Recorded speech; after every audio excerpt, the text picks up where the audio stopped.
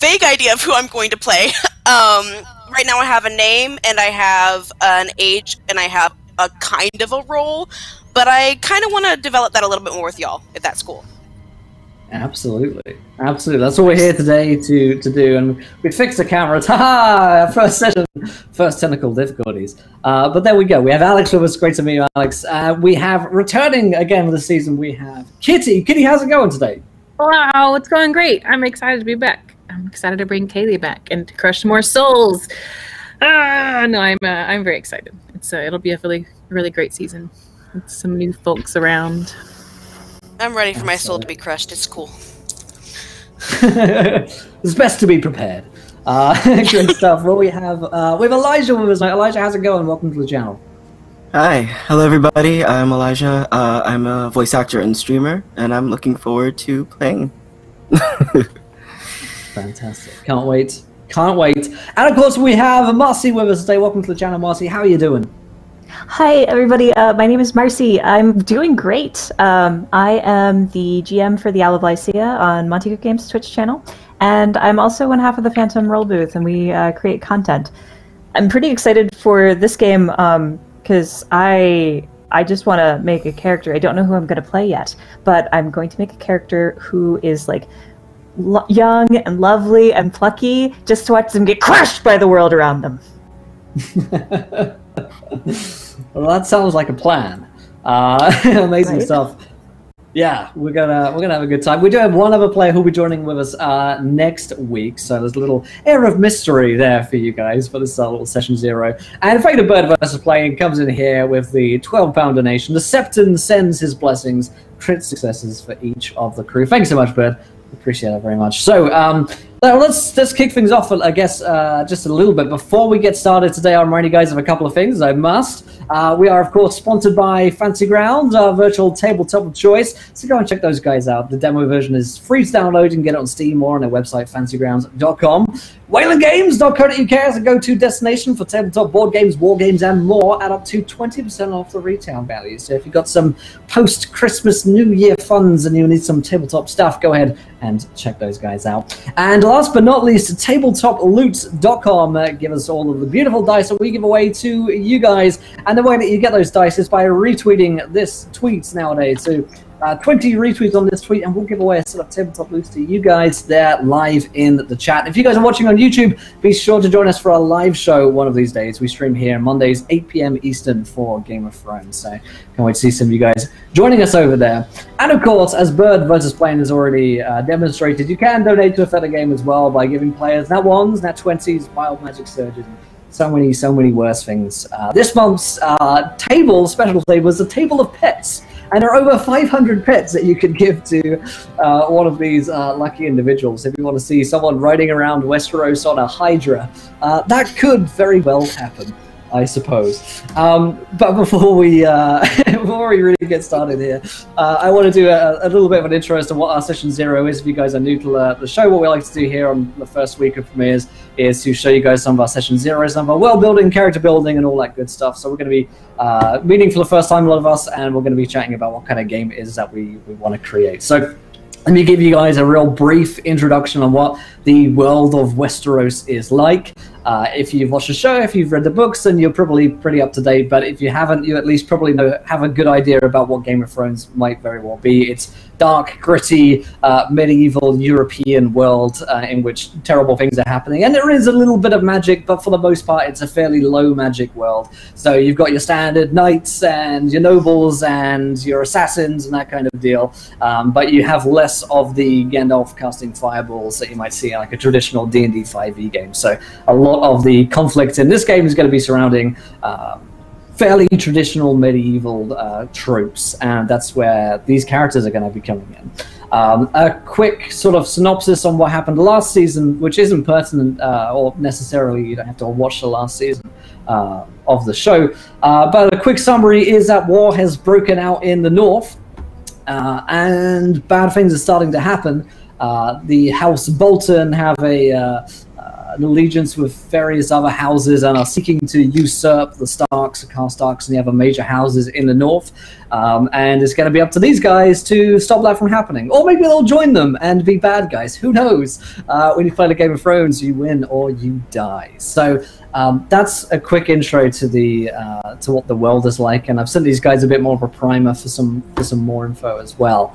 As for the game itself, we're playing a Song of Ice and Fire role-playing game from Green Ronin Publishing. It's an awesome book. It's great fun. We're going to be playing fairly rules light and focus on the roleplay, but the basis of that is that you roll a bunch of d6s and you try and roll high, and the higher you roll, the better. And we'll get more into the mechanics and character stuff as we go along, but that's sort of the long and short of it. So let's start out, I guess, with just some ideas about what we had in mind for characters. I know Alex has got a good idea for a character. I know Kaylee's returning from the previous season. So why don't we start with just a brief sort of chit-chat about either the kinds of characters that we might like to play or that kind of stuff. So Kitty, remind us a little bit about Kaylee. Who is she? What does she do in the world? And what's going on there? So Kaylee is the daughter of a blacksmith who was good friends, but broken-hearted, sadly, against the noble, the heir to the house, which I've forgotten everything of the name of the house and everything. I am completely out of it. Anyway, so she happily followed this boy would have happily followed this boy to the end of the world, became knighted amongst their travels, and in the end became heartbroken and has continued her plight. But she was, and she still is, like a fairly happy character, not quite as bubbly, more realistic to the world. A decently skilled warrior who does not have much honor, isn't afraid to slice a horse's head off. No, I mean, I'm excited. And it's you're the horse. You got to make a choice. Sometimes it just, it just happens. It's a good way to take a shower. Right. That's one way to put it. Yeah, no, absolutely. But yeah, no, I'm excited to bring her back and to see the changes for this and see how it develops through. Awesome, and give us a quick reminder about where things left off for Kaylee, because she's sort of coming out of something and heading into the season. So I kind of just how I've just been thinking about it these last 30 minutes or so, because I wasn't totally sure, and then Ken was like, yeah, I'll totally bring back Kaylee, that's great. So we had just gone through, it was like her first major battle, first in person.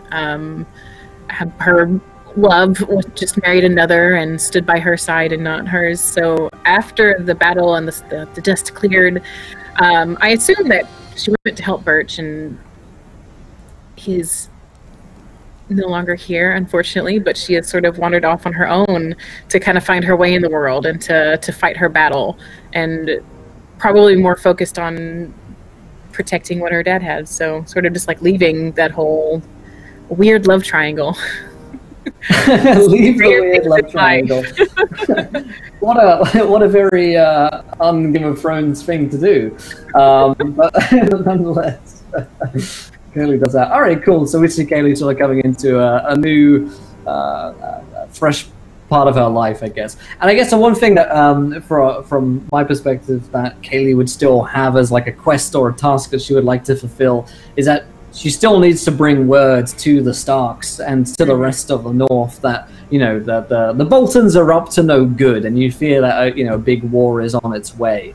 And so that could also be something that other characters can sort of riff off, that maybe Kaylee has sort of got a band of people together to go and, travel to find the Starks. Because traveling alone is not necessarily a smart move in this place. Okay, cool. So that's really good to know, and for the rest of the folks, for you guys to be a little bit caught up on who Kitty's going to be playing. So let's swing over. Alex, you had a really cool idea for a sort of noble type character. Do you want to talk to us a little bit about what you had in mind there? Yeah, absolutely. I've got a name. I love the name Annabeth Ferren, as that's what I've got so far. I'd like for her to be ideally a young adult.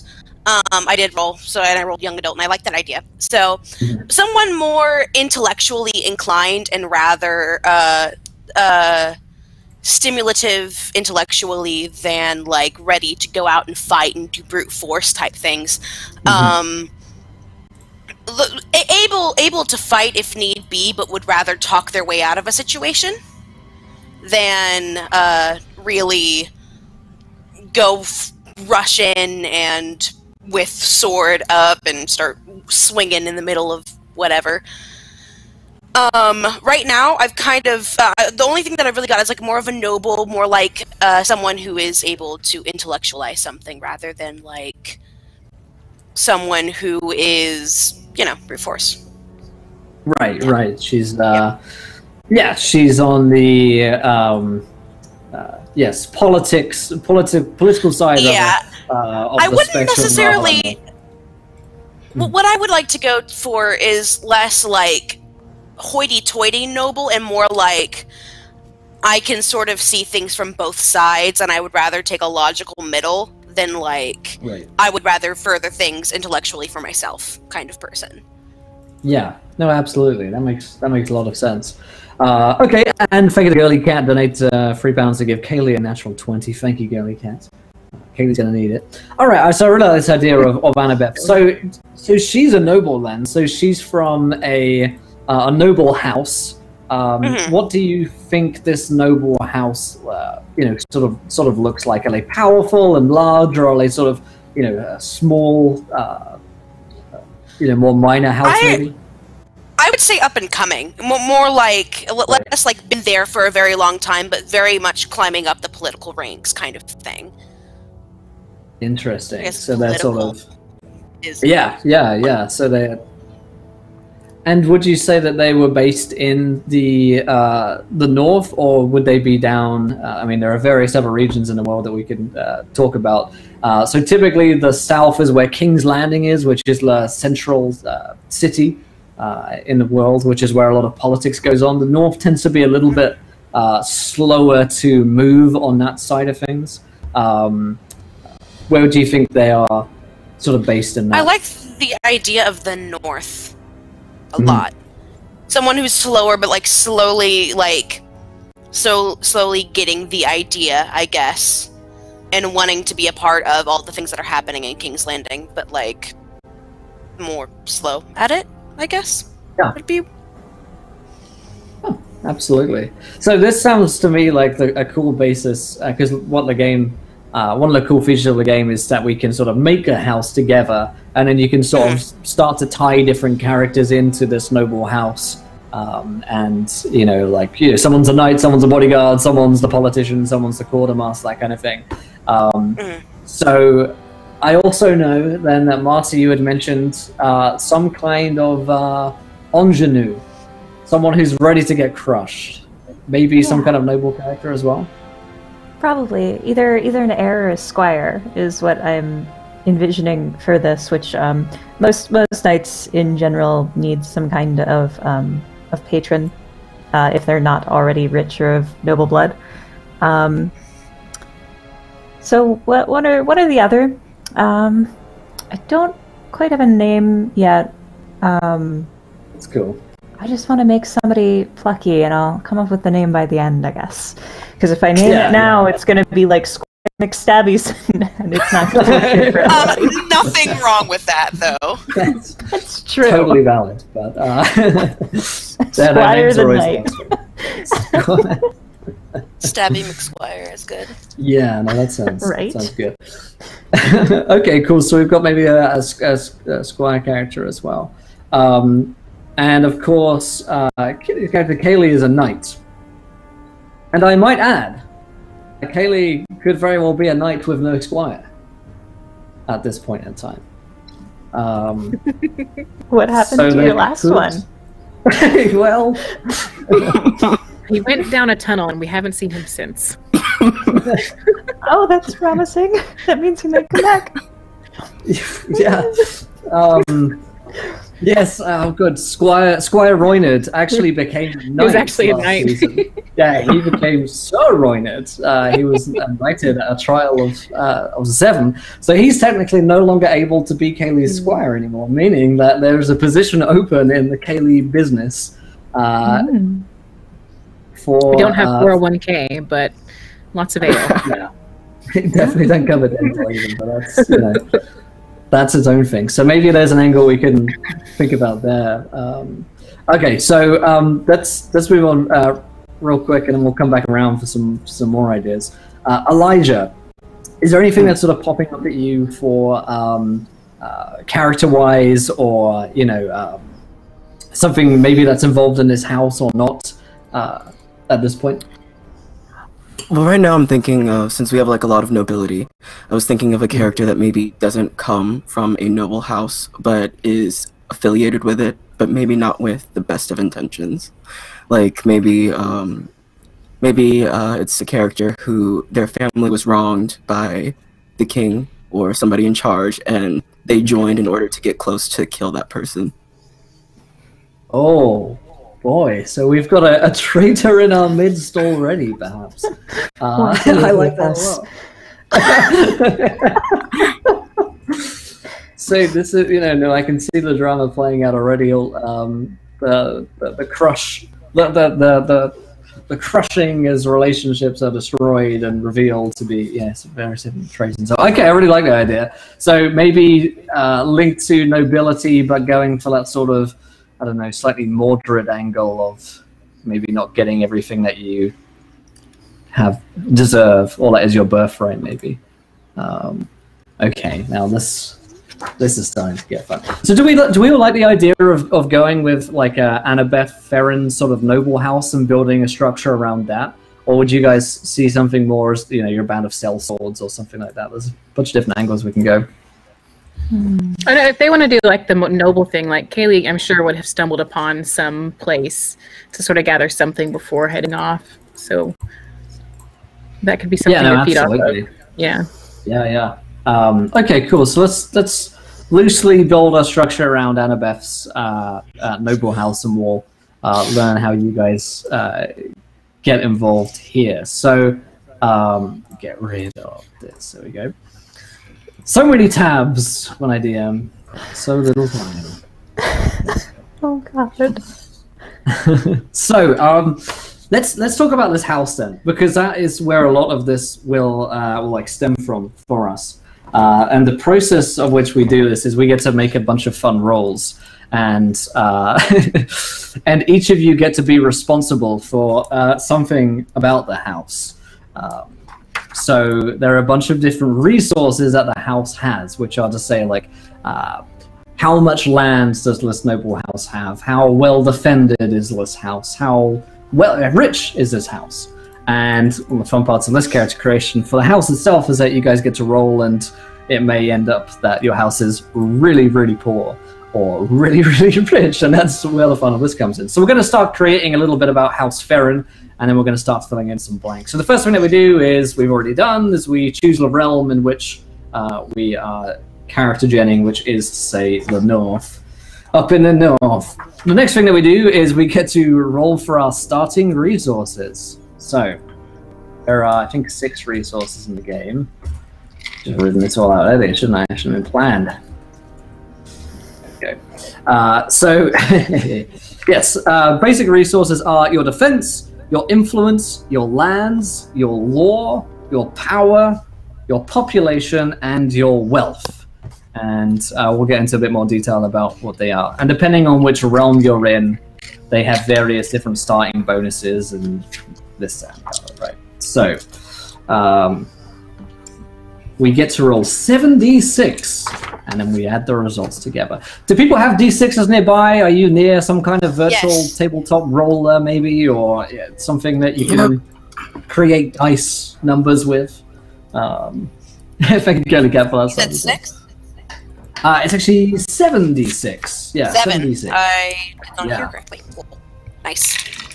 It's all good. So, who wants to roll first? And this will be a roll for the defense of the land, which is to say how defensible the lands are. So if you have like mountains or wetlands, that kind of thing. Who's ready? I'll I think roll we're all good first. here. Oh, no, you first. You first. I don't want to set the precedent for this whole thing. No, thank you. Kitty, roll the 76 if you would be so kind. Alright, I got a 20. A 20. Alright. And because you're in the north, you get a bonus to defense of 5. So your starting bonus is 25. Congratulations. Already better. You're defensible with at least one fortified town or castle. Roads and trails are present, and rivers or ports are likely. So that's some good news for you guys. Next question is on influence, which is to say how many people know who you are. When you say the name Ferren, does anyone even care? I think it's fitting that we should ask Alex to roll for this one. Okay, I preemptively rolled, and I got a 26. Dang, nice. And because you're in the north, your influence goes up by +10. Oh boy. Oh, Jesus Perfect. Christ. Yeah. Big plate. Yeah, I got 2 6s, and I was like, okay, I can deal with Are we this. to I can start? live with it. Are we starting off that? Oh, Oh, please. wait a minute. Am I Jon Snow? You have a minor house. Examples include, if this means anything to you, and it may not, House Clegane, House Payne, and House Carstark are existing houses in the world. So that is on the higher end of things, I must say. So there you go. Okay, and we have lands. So how much land do you guys have? Should we ask Elijah to roll for this one? I can. We can. 23. Alrighty, 23, and because you're in the north, you get a +20 to your lands. There's a lot of land in the north, so 43. You guys have a large area of land that spreads across a great distance. There you go. A variety of terrain features are likely. Okay, so the next one is law. How lawless or civilized are your lands? And let's ask Marcy to roll this one. Oh no. How much banditry is around? Oh, I don't know how low works. Let's see. 7, 19. 19. And unfortunately, because you're in the north, and because you have a large amount of lands to police, you have a -10 to law. So I think your starting law is 9. So bandits, raiders, and other criminal bands are afoot in your lands, causing mischief and trouble. Oh man, don't you just hate mischief? It's the worst. They're just really well known for all of the bandits in the lands. Right? And, and the truth is, the bandits are actually the house. We're basically famous for it, just... But there's a really Don't nice knock Super it. Kmart down the street, so Oh, yeah, absolutely. For no reason people come. Oh, that's amazing. Okay, population. Let's go back around to Kitty. So how many people live in this bandit-filled land? Another 76. 25. Alrighty, 25. 25 people live in your lands. It's and then because you're in the north, your population is -5. Yeah, not so many people live in the north. So you have a small population, but no single community is larger than a small town. Okay, so that's all right. Okay, and then power. Alex, could you roll 76 for us for and power is the amount of troops that you have in your lands, basically. 24 of them are brigands. 29. 29. And we're rolling power. And because you're in the north, you have a -5 to power, so it's 24. You have a modest force of soldiers, including some trained troops. Congratulations. About middling, so that's good. Okay, and wealth. Who wants to be the last person to roll for wealth? This one's a big one. I vote our noble my good rolls are noble up. lady. I rolled I pretty am badly way the out of first good time. rolls. Maybe I'll roll well now. Yeah, let's do it. Go for it. Yeah. Nose goes. Okay. They're all gonna be ones. Not too bad. 15, 21, 26, 30. Ooh. 30. Yeah. All right. Because you're in the north, it's not particularly wealthy, so there's a -5, so 25 is your starting wealth. You are common. Your family has enough to get by. Congratulations. I rolled well enough. You rolled well. You guys nailed it. We're not score. I rolled keeping it just okay. Not Trademark. I'm gonna send this in the our little group chat here, just for reference. You guys might want to know. So you have 25 defense, 36 influence, 43 lands, 9 law. Not a good combination. 20 population, 24 power, and 25 wealth. So those numbers don't really mean too much right now, and they won't be super important just yet. But it does give us a good idea of what your house looks like and what your lands look like, and so we immediately know that you're overrun by bandits because you have such a huge amount of lands to police. Okay, so you now get to do one initial modification.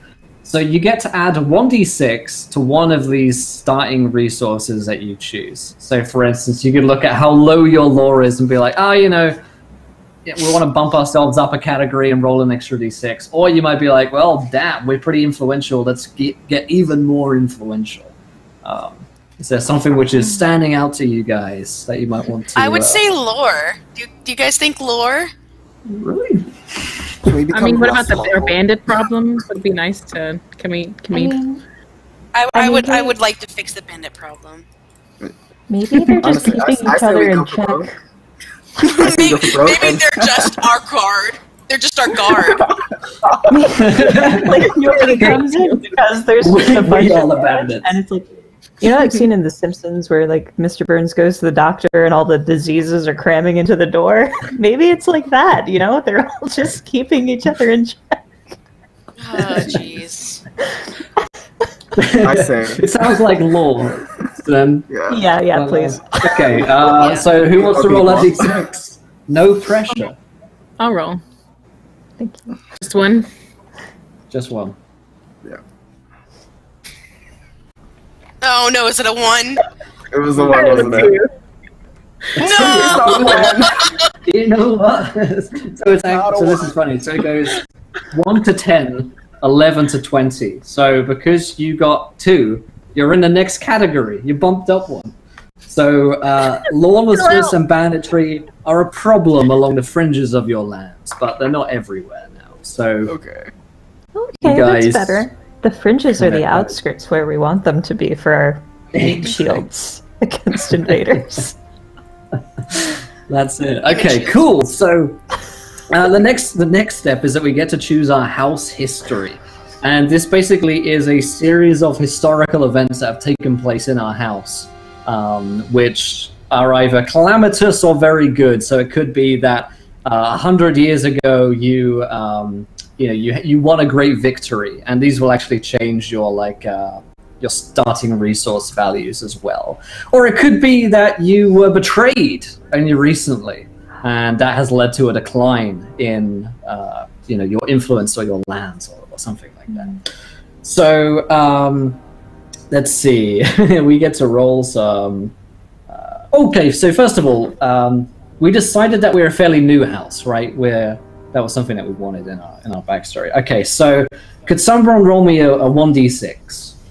And it's not too bad. I got it. 1.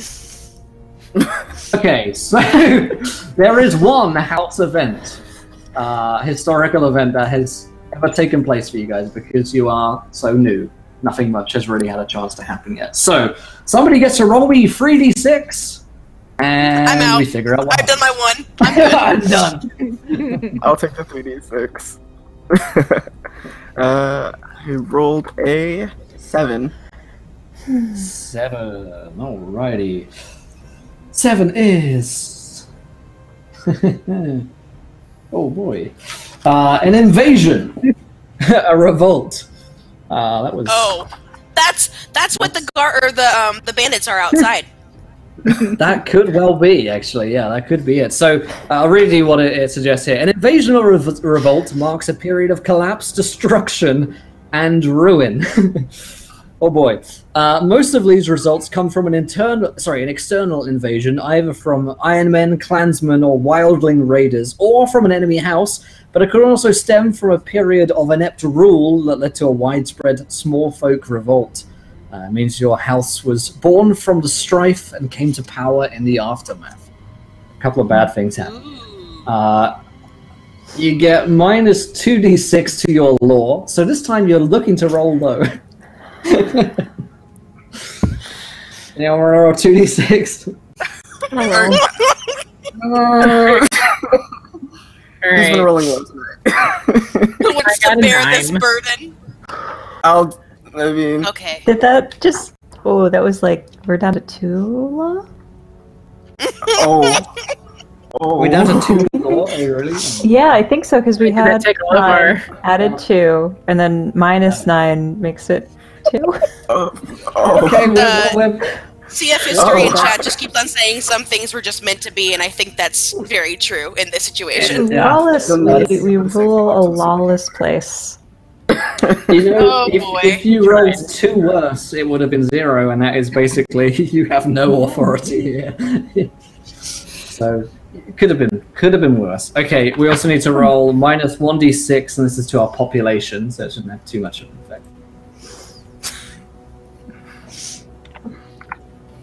Anyone want to roll that? Got it.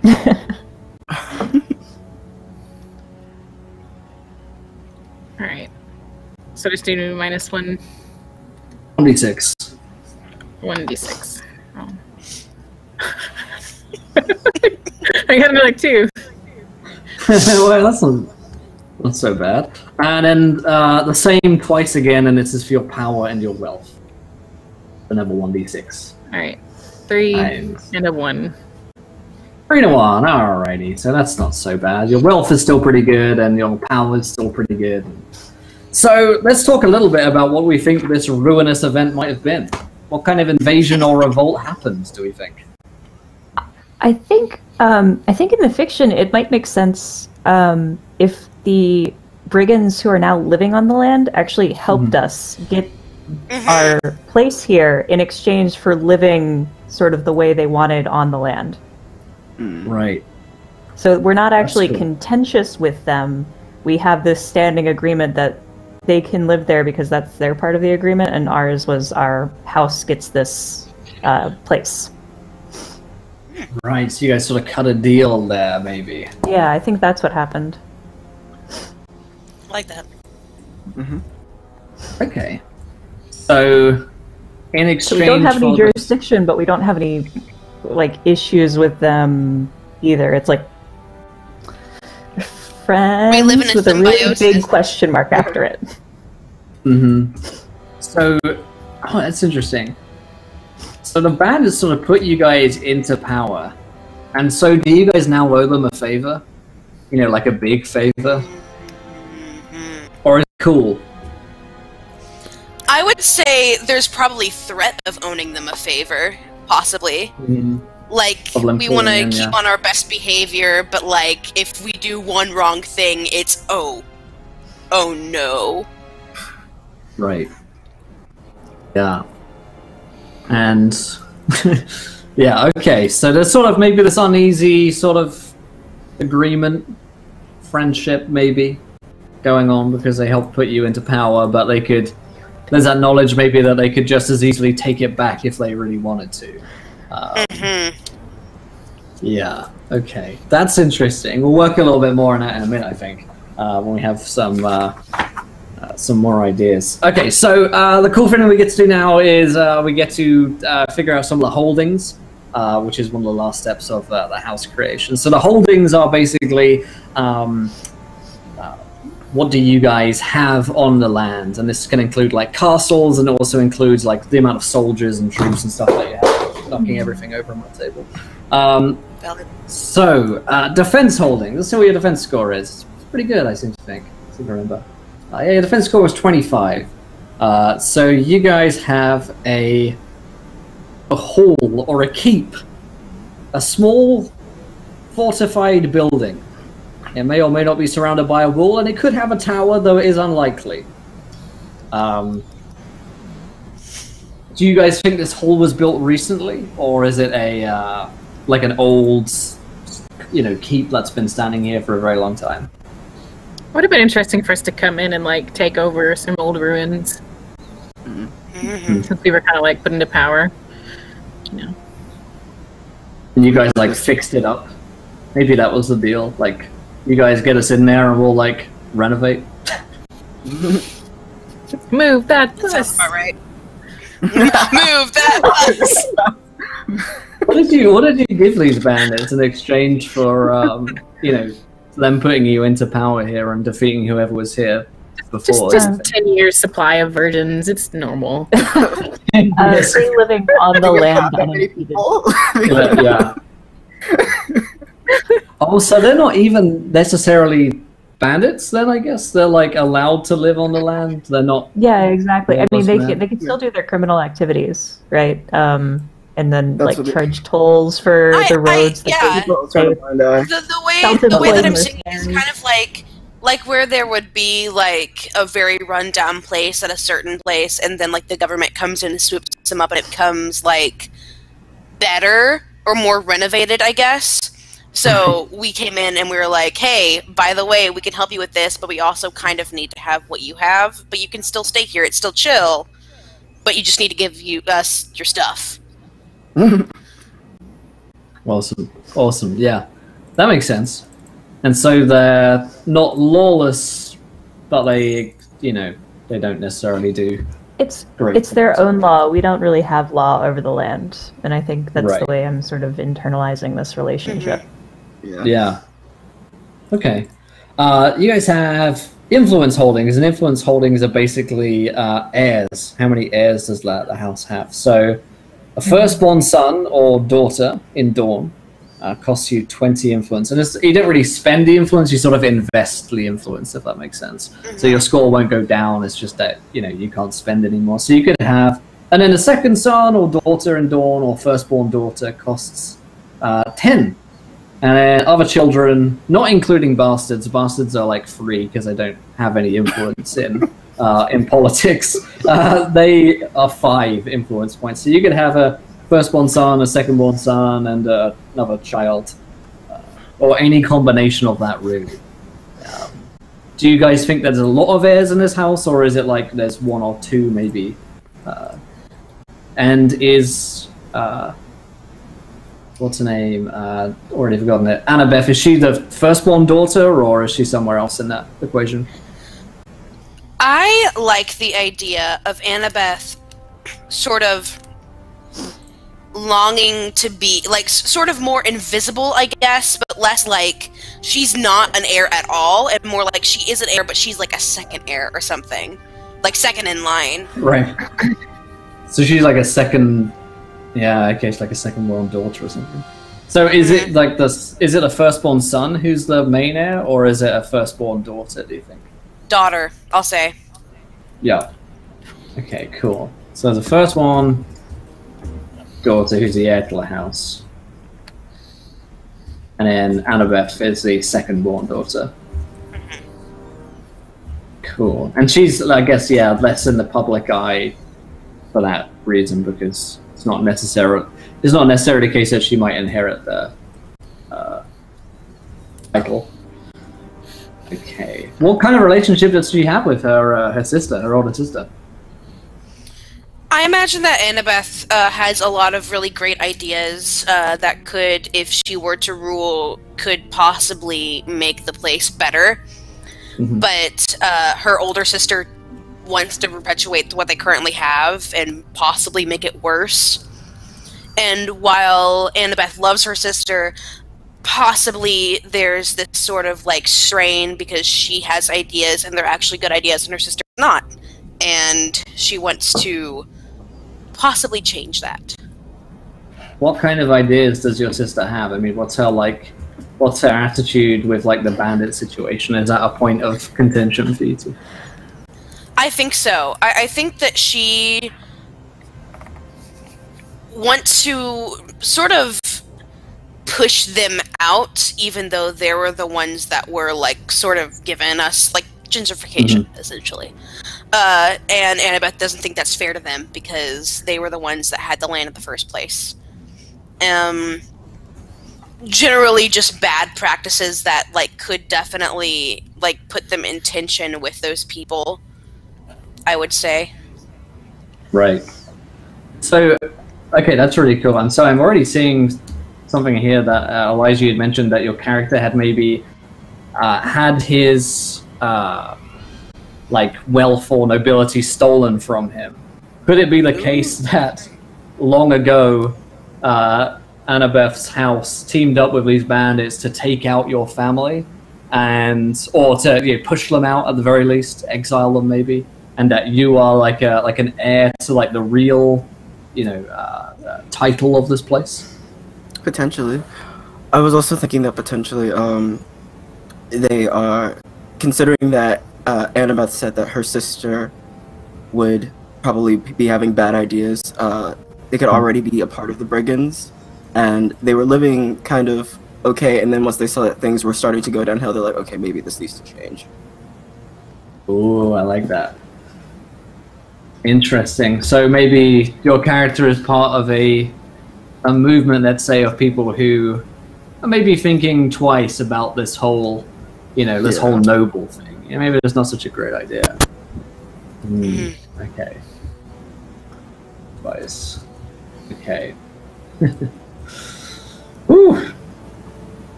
I like it. Okay, we'll come back to some of this in a moment then. And so, Marcy, are you more leaning towards the squire angle, or maybe like a third daughter or son, or what are you thinking here?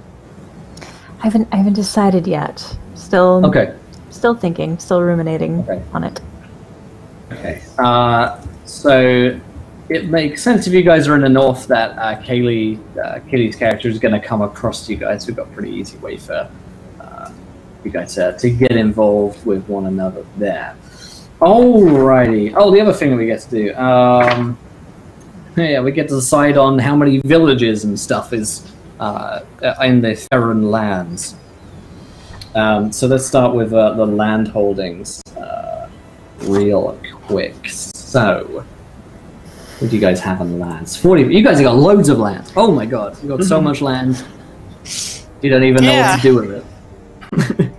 A lot of land, not a lot of lore. Yeah, you guys have got a lot of land, but nothing much has ever happened in it, as far as you guys know at least. Yeah, so many crops.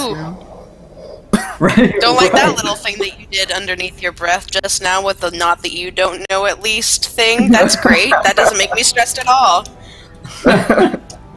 Stress-free zone. Right here. Just Game of Thrones. No stress ever. It's fine. It's so good. There's no pressure on any of you. So you're not aware of things. What do you guys think what do you think this land looks like? I mean, is it like forested? Is it coastal? Is it rivers everywhere, or hills, mountains? What kind of do we have to spend from our land points to include these features, or? Say that again, sorry? Do we have to spend from our land pool to include these features? You do, but it kind of gets a bit boring. It's like +2s and +3s and stuff, so it's like trying to fit 43 points into all these things is kind of a bit much. So like, if you guys have a broad idea, we can just fill it with a bunch of things that are probably there. Is there like a big city or a town, or? I would like to see sort of a frozen marshland where there's like running water under the permafrost. I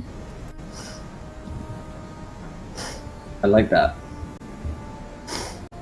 So it leaves it open for a lot of like ice fishing, and it's really hard to drive an army through that area.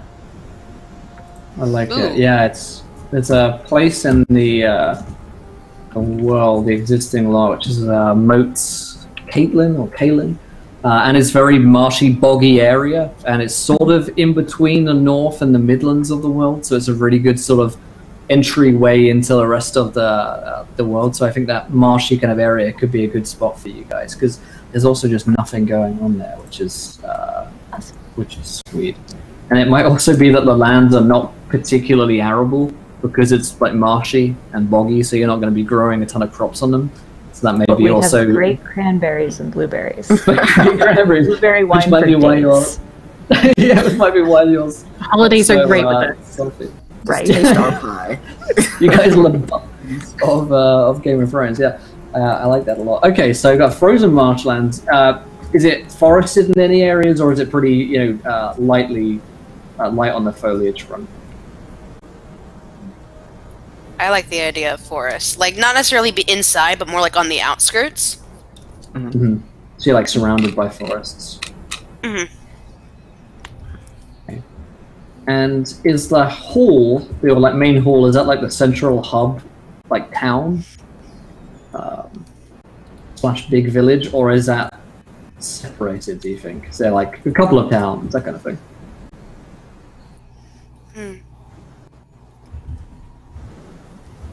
Anyone? I don't have a preference either way. Make it up, really, yeah. So, well, I'm thinking, like, since it was ruins, it used to be ruins. It depends on what the building used to be.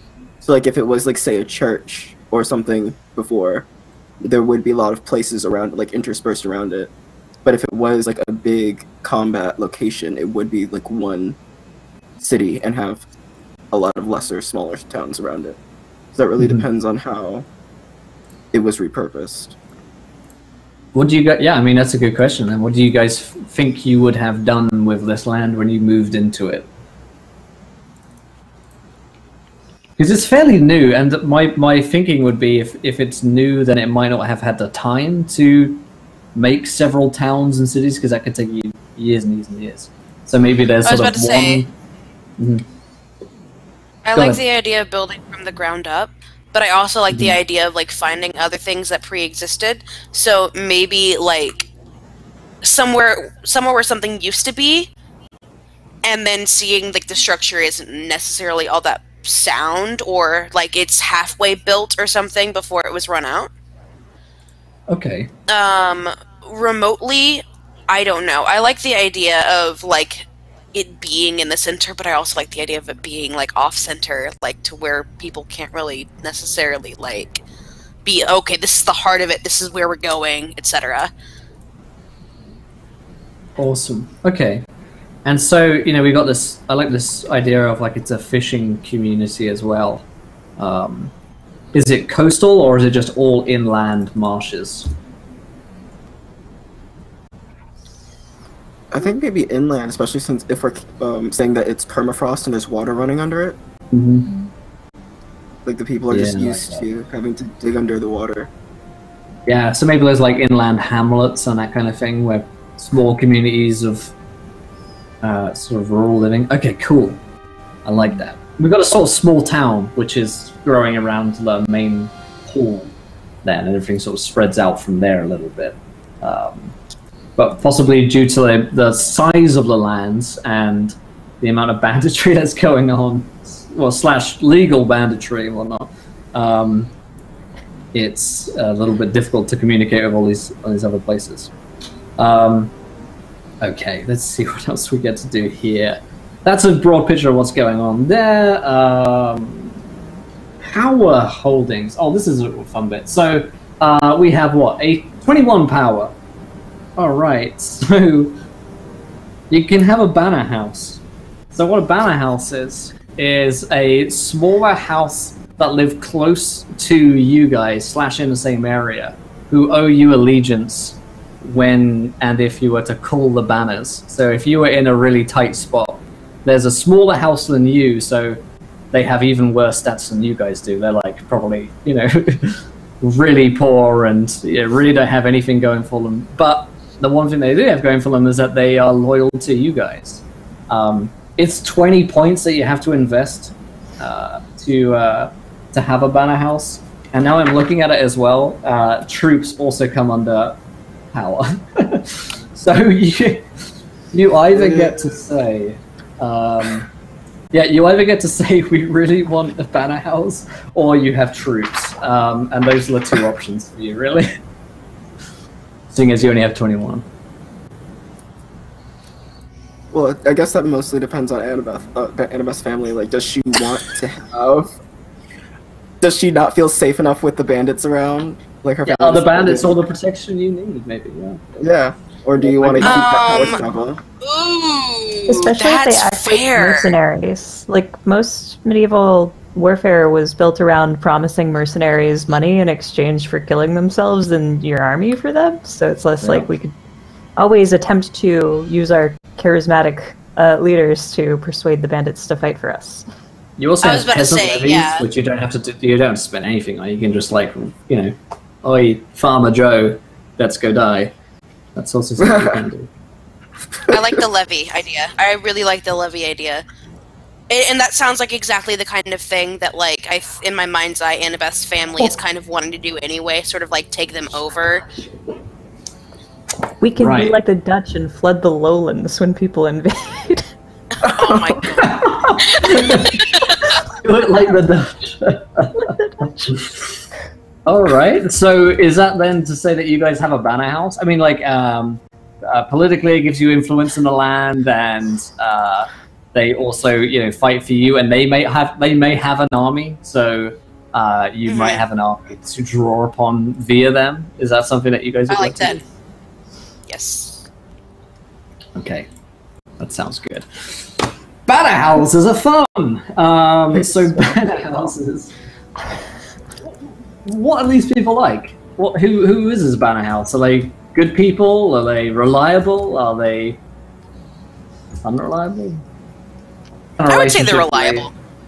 I want to go with reliable. I think the Annabeth's family is not that dumb in that they would try and get people who they can at least slightly trust. Yeah.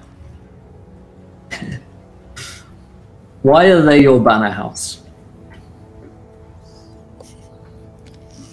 So some reasons why they may be, some reasons why they may be is if there was a conflict in the past and there was maybe a knight and you gifted them land and you made them a landed knight and you gave them their own house, and maybe that person owed you a favor a long way back. It could be that you dominated that house before, and then instead of killing them all, you said, all right, well, you know, we'll call it quits, but you guys, you know, are now sort of indebted to us. Or it could be that you guys are like best friends, you know, like really close allies for a very long time, and you guys are just more powerful and influential, so it makes sense for them to ally themselves with your interests. Oh, but that also means stabbing us from the back under. Right? Am I right? Am I getting the idea of this, or no? Because I'm already, like, paranoid.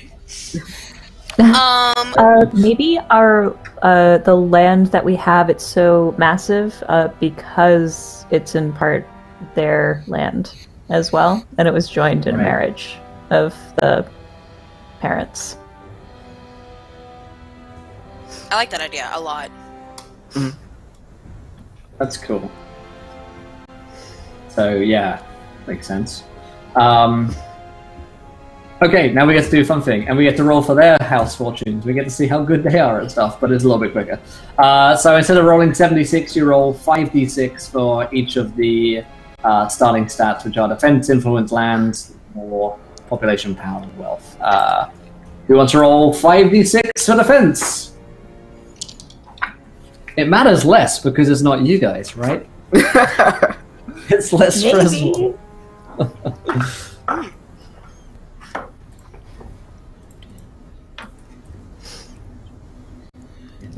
I rolled, is that cool? Yeah, no, go ahead. Okay. 6, 12, 13, 14, 15, 16, 17, 21. 21. Let's see if I get those same bonuses. I think they do. Yeah, they do. So they have 26 in defense. 5d6 again from anyone for influence, please. Yeah, sure. Yeah, I got you. Yeah. Go for it. Kaylee's the outsider in all this. I don't wanna roll and ruin you guys' house. I'm sure you won't ruin us with our small lore. Our lot of land, but nothing on it. Yeah. But we have a McDonald's in every village. It's potential. No, It's potential. we have a lot of potential. We haven't disappointed anyone yet. Yeah. Yeah. That comes later. Yeah. That's episode 1. Okay. What's the who rolled for influence? 21. That becomes 31. Oh. Ooh. Fairly influential as well. We're like kind of close to you guys. Lands. They're gonna stab us in the back.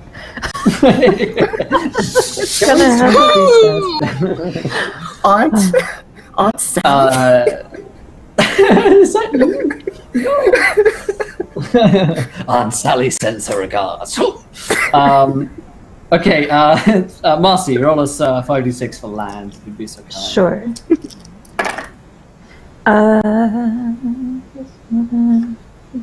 18. 18, it goes up by 20 to 38. They've got close amount of land to you guys. There's 2 huge land masses which are like interlocked with one another and bound together by friendship. Okay, law. Kaylee, Kitty, could you roll us for law? Yep. 5d6. 22. God damn it. They have a law of 12.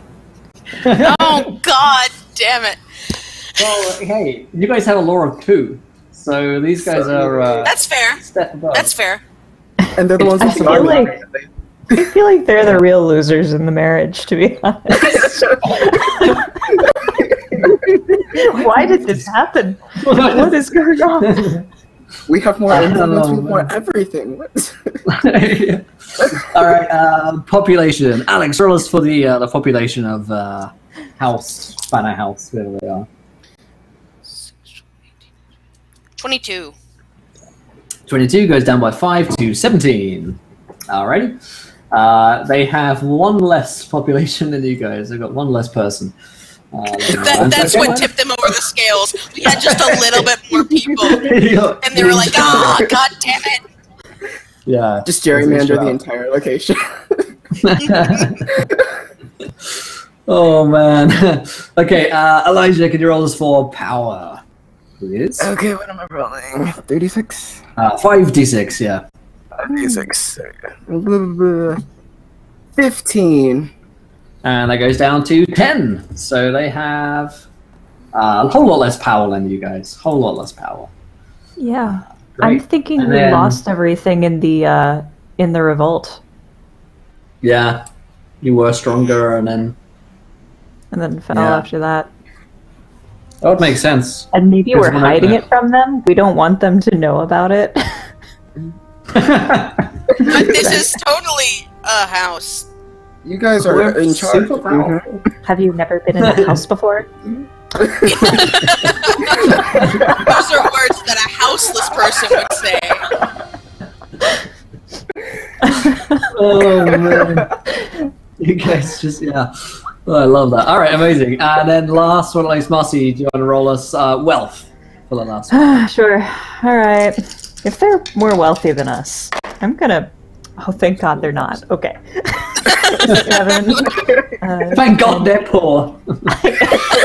Well, they still might not be 18. 18 minus 5 is 13, so they have a whole lot less wealth than you guys. So far. Congratulations. So they only get to have 1 house fortune, just like you guys. So 1 house fortune, somebody roll me 3d6. And we'll see what happens to their stats. I got you. Oh wait, did you roll? Do you want to do it instead? No, please. Okay. Also polite. It's 11. An 11. They get to choose 2 and increase each by 1d6. Alright, that was really good. They get infrastructure is the C. Infrastructure describes a period of peace and prosperity, a moment in which your house's history is remembered for growth and expansion. Whenever you get this result, you choose 2 different resources and increase them each by 1d6. So there you go. So if this other family was in charge, everything was good, but then this family came here. Yeah, sounds about right. All right, let's see what I'll link is here for these guys. D6. Okay, I rolled a 5, so they'll increase their lawlessness by 5, maybe. It's I not believe even this is what they call set up for failure. Power is actually much more worth doing there, and then they'll increase their. I don't know. Let's roll a d6. 4 on their power sets them up. No. Wealth. Let's make them a little bit richer. All right. So final scores for these guys. I'll send in a little group chat here as well, but I'll read them out. Is the Banner House has a 26 defense, a 31 influence, 38 lands, 12 in law, 17 in population, 15 in power, and 17 in wealth. So they're mostly a little bit worse than you guys, just a little bit, but not massively. And I will give these guys the courtesy of giving them an army. It makes sense. If you guys don't have an army, that you have these guys as a banner house in order to, have some kind of defense in case there's a war or anything like that.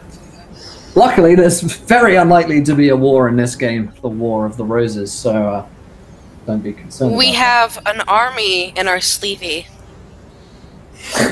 Exactly. You guys are just, like you say, you're like the Dutch. Yeah. Flood it. It's all good. Everyone hates me now. Nice. Just flood it. Just water everywhere. Just go. All right, so you got some reliable, steadfast folk who live locally. You're married to them, so you're safe. And everything's good. So the last thing that you guys get to decide on is your wealth holdings. Okay, so you have what in wealth? 24, I think? Yeah, 24 wealth. You get to invest these as well.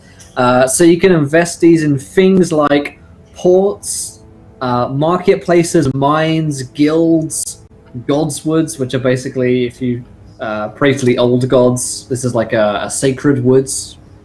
They give you sort of little benefits and stuff like this, but really they're just for what you guys would like your town or city to look like. So, is it a, do you have mines? Do you have marketplaces?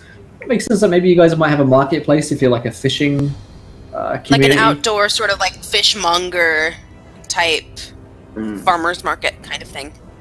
Yeah. Let's write that down. Fish marketplace. Just maybe in the center of town where everyone comes in to get and sell their fish and ship it off down the river. Question then, do you guys follow sort of like the old traditional gods of the north? Or are you in with the new gods, who are the Seven? And they're a bit more down south, these gods. People in the north traditionally don't worship them. But maybe you guys have a reason to. So are you guys like old traditional values in the north? Are you guys like a little bit hip, a little bit up and coming? I'd say hip. It makes sense for them to sort of be more up and coming, since that's sort of the whole. Possibly. Would these new people be interested in the new gods while the bandits on the outside are still following the old ones? That could be Could be interesting. a That would be Yeah. a point of conflict right there. What I'm thinking is that our brigand and or barbarian friends are probably really in with the old gods and wanting to practice on their land that they know because they've been living there for years. See, it was Yeah. cool That when y'all doesn't just tie wanted us take to it, over, though. and It then you just wanted means- to change religion. That's when it became a problem. Yeah. Yeah. Yeah, that would definitely be a point of like contention for these guys as well. It's like they came in and then they started worshiping new gods. That sucks. So it'd be likely then that you guys would have like a sept, which is just to say basically a church. And so there is a septon or septa there, who could be a player character, in fact, or is an NPC who I get to have fun with. So that is interesting. So we've got a pretty pretty interesting house already set up here with these guys. Let's see if there's anything else that we need to do for house creation. I don't think we do. Oh, we get to create our own coat of arms, but that's something you guys can do in your own time, or just come up with something. If you have any ideas for that already, feel free to shout. If there's like a symbol or a creature or anything like that. Just a dead fish. Just a fish. One fish flopped on the ground. Frog riding another frog. It is one singular fish. This house, Ferren. Just one dead fish. And a fly. A frog eating a fish. A frog choking on a fish. Right. Like, actually. I feel like that would actually be like a symbol of something like a frog with like a fish down its throat, just like Yeah, right. Okay, totally got symbolic it. of something deep. There we Beautiful. go. Perfect. Yep. Poetry in motion. Put that in a There you go. PSD file. Let's get it downloaded. Put it on t-shirt. Great. I can see the merch now. Amazing. Okay, so that is basically our house, and we'll work on. You guys can have fun with that. Oh, and you also get to come up with some house words as well. So, like the words of your house. For instance, house Stark. The words are "winter is coming." Right. Actually, I don't think those are the words. I think this is just a phrase. But Yeah. anyway, you get the you get Like the last season was "Behold Our Home." Yeah. Marry rich. Marry rich, eat fish.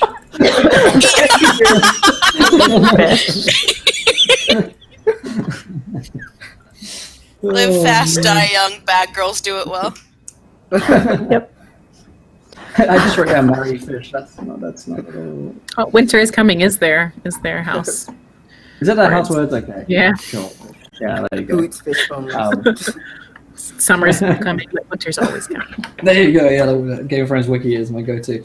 Okay, cool. So we'll figure that out in between this week and the next. So one thing we do need to figure out though is who are the lord and lady of the household, because for the most part these guys are making the sort of day-to-day big picture decisions, and they are your parents.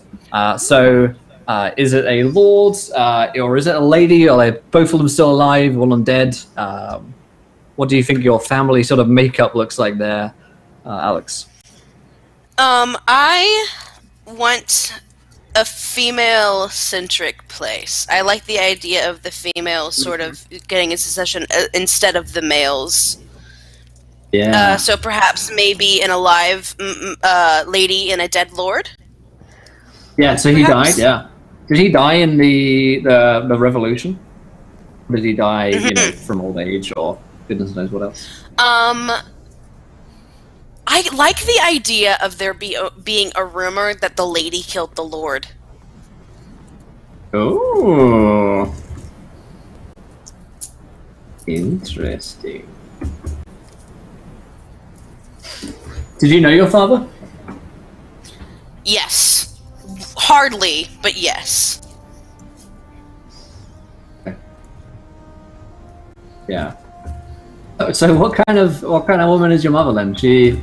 Is she the kind of person that might kill her husband? Yeah, I would say so. I'd say that she is. Yeah. Maybe. Oh, gosh. I know my Maybe mom. I'll be. I know what she's like. Perhaps. Who knows? Maybe I'll be new Well- dad's baby. I like the idea of old. Let's see. I had an idea, and then you said that, and I was like, "That's a good idea." Sorry, I'm sorry. No, it's okay. It's okay. Let's see here. What was I gonna go with? He disappeared, or he died under tragic circumstances. And you can still see him under the lake at night. Sometimes you can still hear his screams.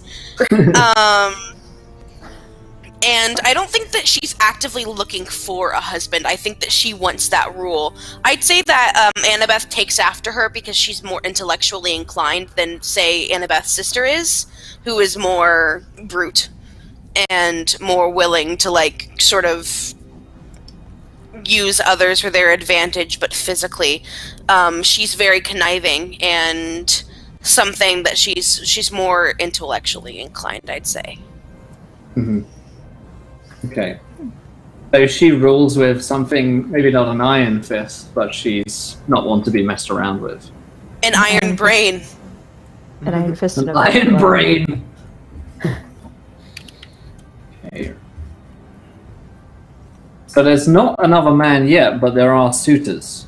Undoubtedly, there are suitors. So. Oh, right. What I was going to say, the Lord. I feel like the Lord probably wasn't really good at what he did, and he just tragically there was rumors of the mother, the lady, being like, okay, this is dumb. What you're doing is horrendous to what we've got. And then one day he just disappears or he just dies out of random circumstance. And everyone's like, well, the lady was kind of talking about how he was not doing good things for us, so... Right, maybe... That's what I was going to say. Gotcha. Now, that makes a whole lot of sense. He just disappeared one day. So, yeah, I guess... It's kind of like an Odysseus-Penelope situation where, we're not sure if he's dead, but, suitors are starting to line up in the presumption that she has to remarry, because that's the kind of, world that we're living in at the moment, is that, people are hungry for this power. So there are suitors, so maybe that's another angle for player characters or relations there. Maybe there's not a new dad, but maybe there's almost a new dad. And that could be on the cards. That could be fun. Oh my god. Oh my gosh. Ramsey, maybe you were hired to kill off the suitors. Oh my goodness. That would be interesting. Right? Murder's fun. Marriage, less so. So, yeah. Okay, cool. So, yeah, we've got the rumor, maybe she killed him, might have been fairly new at dad. What kind of things was her dad doing then? Was he on a similar track as Annabeth's sister is now? So maybe, Yes. he was, anti-bandit. She takes after her mother. Yeah. She takes after her mother, and her sister takes off after her father. Okay. Yeah, maybe he squandered everything, and that's why our house isn't doing as great as it should be. He's an idiot, maybe, he's inept. He couldn't rule properly. Yeah. He's just coming into the whole world of crazy. So much drama. Hey guys, can I stay in there? I want to stay at the fish house. Nothing weird's going on at the fish house. Please come in. Come out of the crazy train that is the outside world and into the crazy train that is the inside world. I love it. Oh man. Okay. Yeah. Okay. Whew. Her mother is well respected, though, in the general sort of political vibe. Is the lady of the house is a good ruler and a better ruler than her husband was. Yep. I like that. Okay. So while she takes after her mother, I don't want to harp on this for too much longer. What's her personal relationship like with her mother? Because that might dictate a lot of how much you see her, or because you're a second daughter, does she focus a lot more on your sister, jealousy, etc., or is it a fairly equal I don't deal? think she focuses on either of us as much. I think she's very focused more on the place around us and very business, very. It's implied that she loves both of us and possibly equally, but she's more focused on the well-being of the society itself than us, which may make us feel a little less inclined to, I don't know, a little less liked, a little more neglected. Right. Of course, neglected being used loosely because we're nobility, but still. Sure. And that's led to you guys, but it hasn't led to you guys being closer because you fundamentally disagree on a lot of things. Mm-hmm. Okay. Cool. So that's that. Lord, lady, heirs. That's most of that. Retainers. Okay, so this is another cool thing that we can sort of work in, and it's a great point for you guys to jump in and be like, oh, my character might know them, or I am that character, etc. So a couple of roles that are typically filled in every house would be a castellan, who oversees the defense of the house, generally only serving when a lord is away or is unable to see to the task himself. So it could be that because the lord is away and not sure that he's dead, there could be a castellan who takes over day-to-day running of like military operations, or you have a steward who takes care of the family's financial concerns. So there's someone who runs the books for you guys, basically an accountant who knows what's going on with like your economy and that kind of thing. And they would have a whole sort of like team who they would employ as well. So if you guys see yourselves being involved in that somehow, that could be interesting. The septon, of course, we have a sept. So if anyone is particularly religious and follows the seven, then you guys would have met the septon or septa who lives in the local area and practices there. And that's either a point of contention for you, maybe you really hate them, or maybe you really like them. And then, let's see, there's a master of the hunt, who oversees hunting expeditions, a master of horse, who tends to your horse, but in the stables, basically, and a kennel master, who trains for, cares for, and feeds the hounds. And then there's all manner of other things, servants, blacksmiths, heralds, squires, pages, any other, medieval type role that you could imagine would be filled in this place. And those are all roles of some prestige, even if you guys aren't very powerful. Like you're cut above the peasantry if you'd be involved in any of those. Oh, and Master at Arms. I'm not sure if I mentioned that one. Who's basically just like trains the garrison. Like you guys don't have a garrison, so maybe you don't have a Master at Arms because you just rely on next door neighbors' Master at Arms. Did you guys have any ideas for like characters within those sort of roles? That maybe are involved in the day-to-day house running? Is there a disloyal steward who's, secretly not so nice, or maybe a master of the hunt is a really nice person who like helped raise you or something like that? If not, I'll fill in blanks, but it's an opportunity for you guys to jump in and say, hey, I've got an idea for an NPC. Yes, Elijah. I was thinking potentially, since my character is totally trying to overthrow everything, apparently. If they got in, if they got in and were like were in charge of training, they could have recruited a bunch of people for their cause, like a lot of bandits for their cause, and have them just like pretending until the time was right to strike. Oh, jeez. Okay, cool. Okay. So there is some kind of, maybe it's a Master at Arms figure who, let's say, is amenable to persuasion. Maybe he isn't the most loyal character. Maybe because he hasn't got any soldiers to train, and so he's feeling lonely. All of the soldiers he trains become criminals. Yeah. Thanks for the life lessons, teach. You're not gonna really be stressing man. Okay, awesome. So, yeah, maybe not the most loyal character, somewhere in the household. Okay, cool.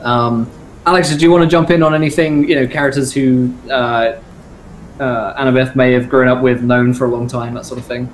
Or are you fairly The only thing that I can... I'm definitely fairly open to it. The only thing that I can really conceptualize right now is, and it doesn't really necessarily have anything to do with the things that you mentioned previously, but maybe like some sort of a nanny or something that sort of raised more than the mother raised her, or the father raised her. Yeah. Like a nurse a la Romeo and Juliet kind of situation. Like the one that was in, like the Stark's Head for the girls. She was like a nun. Yeah, so I forget what her title was. Man, I think they call her maybe. Yeah. Not too long. Maybe it was a different Game of Thrones campaign, but yeah, that would be pretty normal for like an older, experienced person to look after the young children while there was business and whatnot happening. So yeah, I looked after. And probably maybe even more of a mother figure to you than your actual mother, because she's probably, you know, love to to freely give. Okay, cool. So that's sort of what a house is. Is there anything else that we wanted to add in at this point about, you know, ideas while we're still brainstorming stuff? Good. Okay. So one of the things to be aware of, I guess, is every month in the game we get to roll on the house fortunes table, which dictates some things that have happened in your house's world or life, and they lead to increases or decreases in your resources. So you could have a famine and, you know, oh goodness, everything's going really badly, or it could be that, you know, there's blessings and growth and that kind of thing. So that's something to keep track of, which is why we keep a track of the stats as we go through the game, because that's always fun to see stuff that happens. And also, like, actions that you take in the role play in the game will affect the resources as well. So you know, if you win a war or you decide to host a tournament, that kind of thing, that can all lead to various different boons and banes for you guys. That's the most part of house creation. And I feel like we've got a pretty good idea about who our house is, and sort of what their role is. We're trash. You guys So terrible. We're the most trash. But hey, we got a McDonald's and a Super Kmart. Yeah, that's what you need. So, Elijah, do you think... I'm trying to get a Target, but... Yeah. We're working on it. Business is slow, man. It's not easy. We've sent at least like 5 letters in for the Target, but we're crossing our fingers. We'll get there soon. We'll settle for a Walmart if we can. Right? Or like one of the nicer Walmarts, you know? Yeah. It's like a local. Yeah, it's like a local branch. Small ones, yeah. Get a Myers, maybe. So, Elijah, do you think your character is like overtly opposed, like a figure that, you know, the Lord and Lady, or the Lady rather, would be aware of, like, this character as someone who's like politically set himself against us, or is it more of a covert sort of operation that you've got going there? I think it's more of like emotionally driven. So like something that happened before, like maybe when they were a child, and now that they're of age to handle the situation, they're going about it. So they've been letting it build up for a while, and now they're just taking the long way around.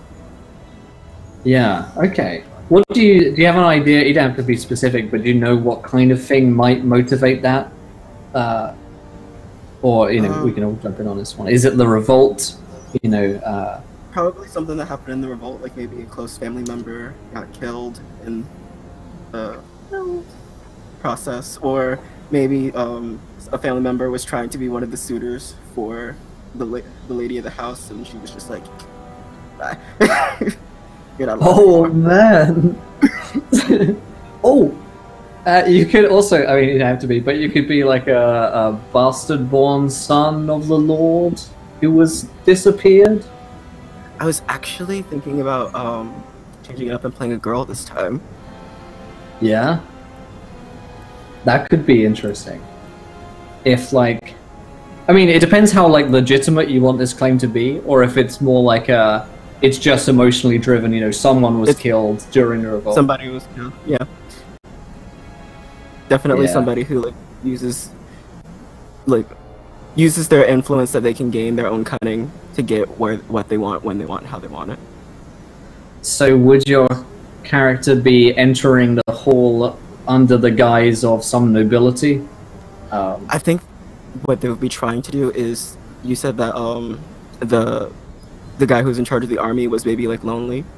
Mm-hmm. Maybe she could have joined, like seeing that weakness in him, and has been like, hey, can I join the army? And like maybe I can have some friends that can join the army as well. Like just kind of like building up rapport inside the house. Okay. So it's probably a very long play for her. Yeah, that's cool. Interesting. Because I mean, for the most part, I think the story will not focus necessarily on all the little dramas that are happening in the house, but a lot of the outside events. But you're probably going to end up, joining this house in some way or another, like you say, through the Castellan or whatever, and coming close to these figures who you've hated all of your life. But unfortunately, there's war on the doorstep. So it's like, once this war is over, maybe I'll get mine. Maybe along the way, I'll, seek some revenge. Okay, I like that a lot. And we'll probably kick things off with Kaylee arriving, bringing this news on your doorstep of what's happening. And you guys have been like, oh shit, we better do something about that real soon. Okay, cool. Master, we're still playing with character ideas in between this week and next? Yeah, I think so. I think I want to be a bastard child of the mom while she's waiting for Dad to come home. Ooh. So that's fun. And as a young adult, I'm thinking I haven't decided like son or daughter yet, but I'm thinking this person is not the kennel master but knows them, is generally hanging around the dogs a lot and learning that trade. Okay, cool. Mostly because they treat them like a mutt, so they go and hang out with the mutts. You've already got me messed up about this character. I'm sorry, I meant to be broken and then I just break everyone else, so that's normal. Valid. It's some relatable content, yeah. So, Right. does your character then harbor ill feelings towards the lady of the house because maybe, she doesn't have any time for you whatsoever? No. Or is it like a you know yearning? what? Maybe. I'm trying to wonder. I'm trying to think if this character even knows that the lady of the house is their mother, right? Maybe it's a really well kept secret. They didn't raise her that way. She was also raised by Nan, and like Annabeth would know. Yeah. But The mom could disappear I don't for think some my time. character does. She makes her some snacks every now and then. But my character's father would know, most definitely, wherever that guy is. Also Yeah. did. He might be dead. I Everybody's have almost certainly decided in my head that he's definitely dead, and it was quite possibly the mom who did it. Yeah, and I don't know if that's the the meaning timeline of it or between Dad but- leaving and my character being born is maybe they could be, but maybe they're not either because there were a lot of suitors. And I'm thinking this character's name is North. North. No, Yep. like that. Plot twist, your dad's also my dad. Oh The no! father's name is South. Yes. It might be. I look a little different from everybody else, but I have mom's eyes. The father's name is South. South. Oh my god, it's like a Kanye West situation. I was gonna say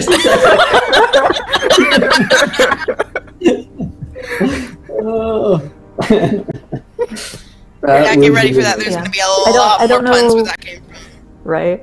I don't know son or daughter yet, but yeah, bastard dog child. Do you know that you're a bastard one of someone? Yeah, I mean, I only knew one parent to begin with, and they aren't my parent. So you are a Snow then. Yeah. So North yeah. Snow. North Snow. Yeah. Yep. Is your name? Cool. I like that a lot. It's just right for some family drama, right there. Okay. Oh, jeez. Kayla's just like, man, how am I gonna deal with this? I mean, we went through some shit last time. She's got it. Boy, oh boy. So I think a natural thing for Kaylee is that the house doesn't have a knight. And while she may still be sworn to the service of another household, you're totally cool to like travel with other houses and to assist them in your quest. So that could be something that Annabeth or the lady of the house recognizes in you, is that you're like it's really useful to have a knight who knows what's going on, highly trained. It's an exchange of service for help, for aid to Right. what's going on. Yeah, absolutely. And you don't have a squire, so there's possibly something there for one of the characters to attach onto, either Elijah's or Marcy's. Maybe there's some kind of role to be filled there, possibly. As both of you guys are like Please semi-involved. reuse our trash characters. Emotional abuse is what we live for, please. Get a new mum in Kaylee. I love it. And Kaylee's still young too, so we're probably all around the. Amazing, Yeah. amazing. Yeah, I We've think my got character's like 16. 16 or so. Yeah, like 15 or 16. Somewhere like young. Yeah. Young. Annabeth, how old are you, do you think? Young adult, I'd say around early 20s. Okay, question. Why are you not married? Because in Game of Thrones you're married at like 13. But there may be a very good reason why you're not. Maybe your mother doesn't want you to be married. Maybe there's something waiting or something else. I'll go with the mother doesn't want me to be married one. Hmm. She wants you to inherit at one day. Maybe. Yep, She knows that if you marry, then you won't ever inherit. exactly. title She and doesn't stuff. like my older sister's ideals. She's hoping for someone to take out the older sister and for me to inherit instead. Just marry off the older sister to somewhere far away. Mhm. Really. So she wants. You think your mum wants your eldest daughter like out? Mhm. Because she didn't like the father, and she takes after the father. I'm thinking. She's pretty brutal then. This, with her own children as well. Mhm. It's like the She's grandmother. very politically from, inclined. Yes, I know what you're. I forget her name. I know what you're referencing there, but I've She's the never best gotten her character name. in the entire series. Yes, house. They've got apples and stuff. The roses and stuff. Roses and apples and. I can't remember. Yes. It's been a while. No, absolutely. Did you have an idea for how old you wanted your character to be, Elijah? Or are you still playing with that? I'm sorry, what'd you say? How old? Do you have an age? Yeah. Maybe young adult. She's been sitting on this for a while. Yeah. Like a good minute. Okay. But she still needs to be young enough to actually do the deed. Right. What is Levide? Do you know? Is it just like general usurping I of think this she's house? Is it an assassination? What's going on? I think she mostly wants revenge on who she believes killed the important people in her family. And is that person the lady of the house? Maybe. Or someone else? You can DM me. Okay, cool. We'll work on that. Alright. Wow.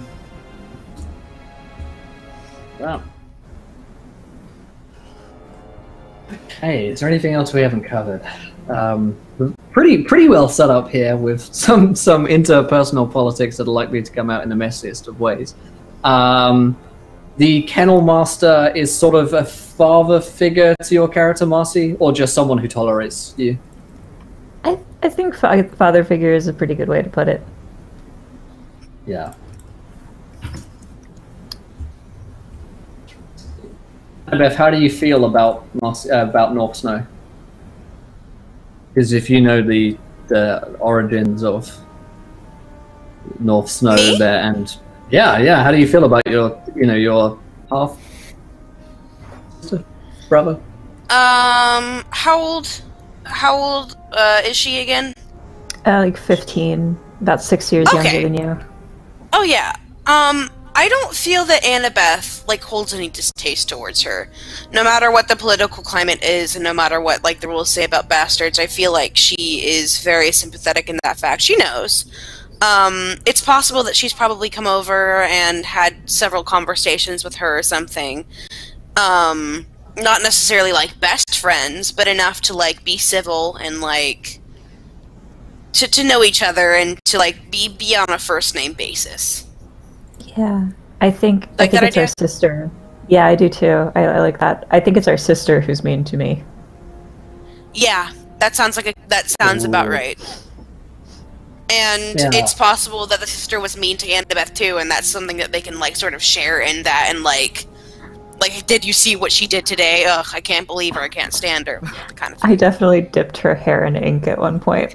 Just while she was sleeping. Excellent. Just give her a free highlight.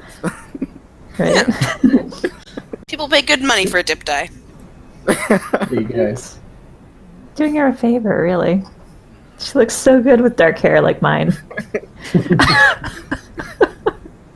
But So to only- clarify, does the lady of the house want her just gone, as in married off, or does she want her dead? I'd say married off. I don't think that she would want to kill her child. Just her husband. Just her husband, yeah. Right. Although, I don't know. I mean, I think if it's okay with you, I'll hand you the reins for that one. Yeah. Unless someone else has an idea. Well, But what I don't care either way. She totally could have married her off for some sort of political gain, Mhm. I'm thinking, if she is married off, wouldn't that mean that her husband would take over? So if she wants you to be in charge, the only real option is for her to be killed off. Because if she married, Well, it if would she marries depend off on to if get that married- man was an heir to another Nobility. place. Yeah, That she would it could have then been left to the other. switch, right? Yeah. What if she's actively a ward in another house right now? Comes home occasionally and is super mean to everyone because the acting as a ward in another house is given her a real sense of entitlement and spending and everything, and she knows this house could fall apart at any second, and if she wanted to, she could get her new people together for an army and charge in by making a deal. We don't know if that's happening or not. Right. Ooh. So we're always trying to pander to her anyway, even though none of us really like her that much, creating sort of an internal and also external pressure. I like that. Interesting. Very interesting. Okay, cool. All right, let's see if there's anything else I wanted to cover. I think that's for the most part. We've got our sort of house sorted. We've got our characters, main NPCs fairly well fleshed out. We've got some drama, traitor angles, and some just personal drama. And then we have the overall problem that there is a war brewing here in the north that is likely to affect all of you guys. And part of that's one question I should ask you guys actually, is as a house, how loyal are we to our greater lords, who are the Winterfells? Sorry, the Starks of House Winterfell. No, the Starks of House Stark, who live in Winterfell. That's a place. Loyalty-wise, do we love the Starks? Good old Warden of the North. Eddard Stark, or are we? We'll see how it goes. Maybe if there's another faction who are coming into play, we might side with them if they're more powerful.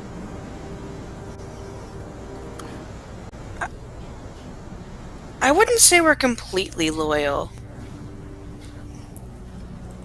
Because I know for sure that my people aren't loyal to anybody, but Right. since my character is more emotionally driven, if I can utilize that other army to get what I need, then I would definitely be willing to use them. But that does not mean that I hold any sort of allegiance to them. Okay. So it's not wavering allegiance that House Ferren has to the Starks, but it's maybe flawed. It's not ironclad. What are the things that would change that loyalty? You know, in the other way, is it money, power, wealth? What are the things that would buy off the Ferren house? Do you think? Power. I would say. They're all about like sort of building up and becoming a force to be reckoned with. Interesting. So they would ally themselves with another force were it to be promised to them. Yep. Interesting. Well, that's good to know. It's unlikely to come up though, so don't worry. Okay. Just good world building stuff. Yeah, Hypothetically. hypothetically, if I were to give, you an offer, what's an offer you couldn't refuse? Yeah. All right. Well, that's good to know. But there's also probably something in there about survival, because if you're traitors to the Starks, then you would all be killed. If you were to lose a war, you would all be killed, and you know, there's probably some self-preservation in the back of your mind, where it's like, well, if we get behind the rebellion and then we lose, then you know, every one of you and your family members would be destroyed, and then they'd sow salt in your lands, etc. There's a fairly good chance that the Standing Stark House has helped the vagrant brigands on our lands, like time and time again. Oh, like there's a really good chance that's happened, because like they're more or less in charge of organizing and feeding people in times of stress, and it's like, oh, yeah, maybe we should kowtow to them. So something has to sort of reckon with that existing force that we have with our strong population of dicks. We have a strong population of dicks. Dicks. Only 23%. No, like that's going to be our house motto.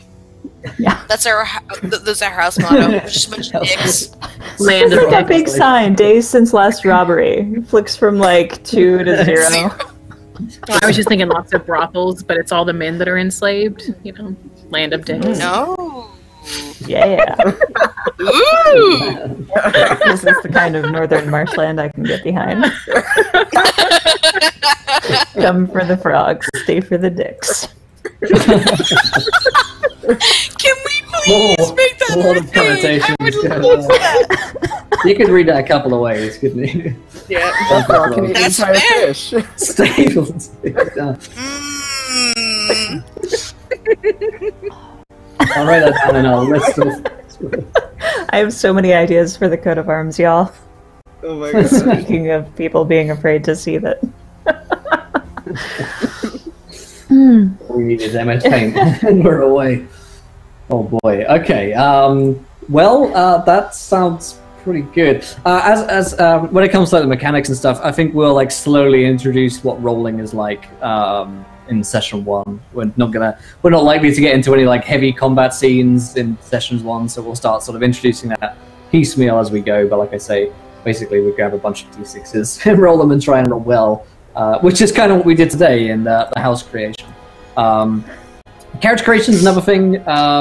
We can go over that probably in our own time. I can set up some calls and chats with you guys, or just via Twitter or whatever. It's pretty self-evident, the character gen stuff. There's a couple of decisions that you get to make, and a couple of nuances to the rules. But if you've ever played a role-playing game like a D&D or a Warhammer or whatever, then you're going to be fairly familiar with that. But yeah, we'll get to all of that. So, session 0-wise, did we have any questions or other thoughts or ideas?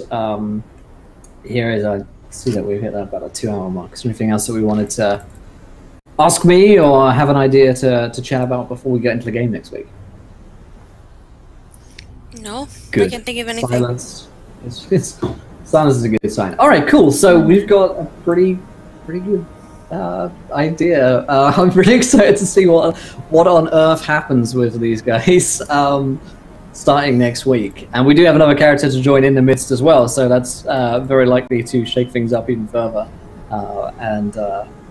That's going to be fun. Well, before we head off here for tonight, we got our first session 1 next week at the same time, 8 o'clock Eastern. Now we're on 3 hours, but session 0 is what we need for today. If you guys enjoyed tonight's show, hit the follow button. You can join us. You can subscribe to us on YouTube. If you're watching on YouTube, hello. You can like, you can subscribe on YouTube. You can drop a comment about what you think of these characters. A whole lot of features YouTube has that you can utilize. Let's get around the cast and the crew. Did we enjoy ourselves? Where can we find you guys online? You've got Twitter handles, your own streams, etc. Feel free to shout those out. Let's go in reverse order. So let's start with Marcy. Hi everybody, my name is Marcy Vellon. Apparently I cameoed in a game earlier by accident. I was like, I thought I saw Eris Savat there. But Eris Savat isn't in this game. This makes so much more sense now. Anyway, usually I'm the GM for the Owl of Lycia, and I am one half of the Phantom Roll Booth. We create content and do other stuff, and I'm in a bunch of games. More notably, coming up this weekend on Saturday, I'm doing Waterdeep Dragon Heist with Goldheart Gaming, and I've got a couple other things. So if you follow me at MARSIEVELLAN on Twitter, you can catch up with that. Awesome. And that's it. Thanks That's so me. much. Awesome. Thank you. Elijah, how was that today? And where can we find you online? Hey everybody, I'm Elijah Ramsey. You can find me on Twitter at levitating_rams or on Twitch at YoIt'sOmega. I stream video games and voice act over them. Basically, that's it. I hope to see you guys. Come check me out sometime. Awesome. Fantastic. And Kitty, do you enjoy yourself? Where can we find you online? Hello, hi, I am Awkward Kitty Inc. I feel like I've done a lot of these. Hello, I'm a broadcaster here on Twitch.